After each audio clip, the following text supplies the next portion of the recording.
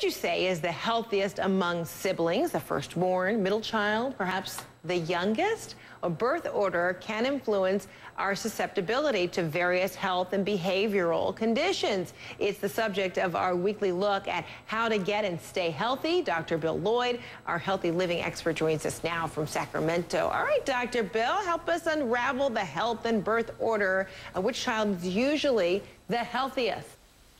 Well, Frederica, as the youngest of four, I'm here to set the record straight. But when we talk about health, this can be physical health or behavioral health. And it's interesting. There's a lot of stories out there and a lot of mixed data. But I can tell you this, that the oldest child is not at increased risk for diseases like diabetes or multiple sclerosis, which have been information that has been wrongly disseminated for many years. However, firstborn have a much more sensitive immune system, and that means they're going to be more prone to allergies and getting asthma. And in my own family, I know my older brother, he's the one that got asthma.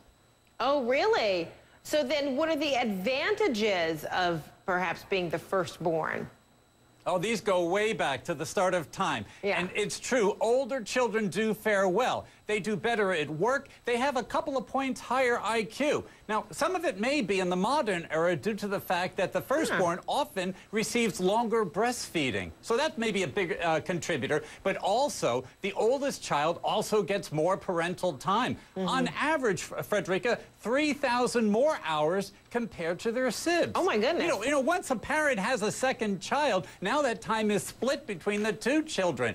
Guess what? The second, third, and fourth children are never going to catch up. And this could influence their behavioral choices as they get older. The youngest children actually are more prone to risky behaviors. Oh, my goodness. So what would be the medical advice for parents out there to try and, I guess, dispense a little bit more equal time to all their kids so that they all have kind of equal footing, equal advantages, etc.? If you want to balance things out for your children, one thing that works is to establish a daily ritual that you can use at homecoming. When you come back to the house at the end of the day, give yourself a few quiet minutes for each of your children, if you will, to download what they know and what their day's experiences have been. Give them that special attention.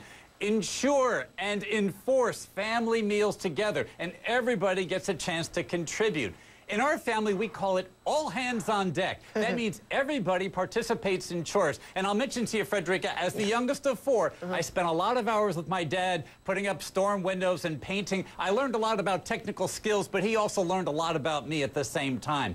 Never make comparisons between the children, positive or negative. It never goes down well. It always leaves them wondering what's really going on. I'm sure they do that, right?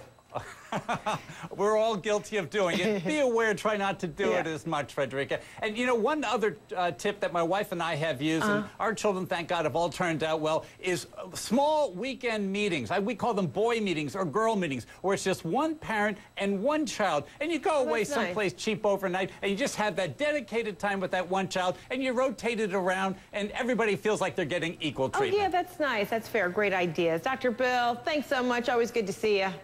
We'll talk again soon. All right.